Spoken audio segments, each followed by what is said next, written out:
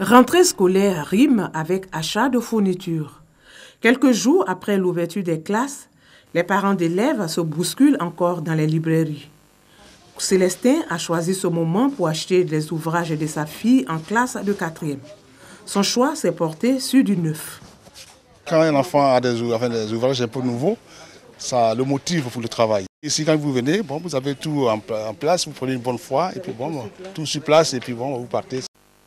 Tout comme Célestin, plusieurs parents d'élèves préfèrent offrir des ouvrages neufs à leurs enfants pour diverses raisons. Je préfère acheter les nouveaux livres parce qu'il n'y a pas de taches dedans. Là, les enfants voient bien pour étudier. Avec d'autres, ils ont déjà utilisé, souvent il y a des taches, souvent il y a des pages aussi qui sont enlevées. Je préfère les nouveaux livres par rapport aux anciens. Souvent, quand on prend les anciens livres sur le marché, c'est les livres volés. Maintenant, pour éviter qu'on accuse l'enfant de vol à l'école, je préfère les nouveaux livres sur le marché. Pendant que certains parents d'élèves optent pour de nouveaux livres, d'autres se tournent vers les librairies à ciel ouvert, communément appelées librairies par terre, pour des critères financiers. Et pour cause, c'est avantageux, ça nous revient un peu moins cher quand même. C'est vrai qu'on paye quelque chose, mais c'est encore mieux par rapport à payer le nouveau.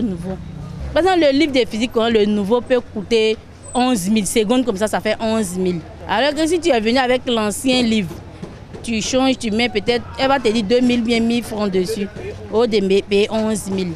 Voilà, c'est selon les livres et puis les prix des livres aussi. Kadi, vendeuse d'anciens livres, explique le fonctionnement des échanges entre vendeurs et parents d'élèves. La pratique consiste à troquer des ouvrages de l'année écoulée contre ceux de l'année en cours en y ajoutant une petite somme d'argent. C'est selon l'état de votre livre qu'on vous fait l'échange. Maintenant, si vous envoyez un livre qui est un peu vieux, que vous voulez un nouveau, on fait le prix. Si ça vous arrange, il n'y a pas de souci. Mais ils veulent beaucoup les livres un peu plus propres. C'est les livres de maths, physique, français, anglais. C'est ce qui sort beaucoup. Voilà, au niveau des échanges. Pour ceux qui ont beaucoup d'enfants, c'est encore moins coûteux. Même souci d'économie au Collège Notre-Dame d'Afrique de Biétré. Chaque année, une foire aux livres est organisée. Elle permet aux parents d'élèves d'acheter des ouvrages à coût réduit. Ce qui est bien, c'est que ce livre, à 6 000 francs, on peut le trouver à 12 000 francs à la librairie. Parce que vous voyez, ce livre de mathématiques m'a été vendu à 4 000 francs. Il peut aller jusqu'à 9 000. Donc je viens de faire une très belle affaire. En tout cas, je suis content et je suis heureux. Chaque année, les élèves qui passent en classe supérieure, cette fois-là, viennent vendre leurs livres à moitié prix et puis à racheter pour la classe supérieure.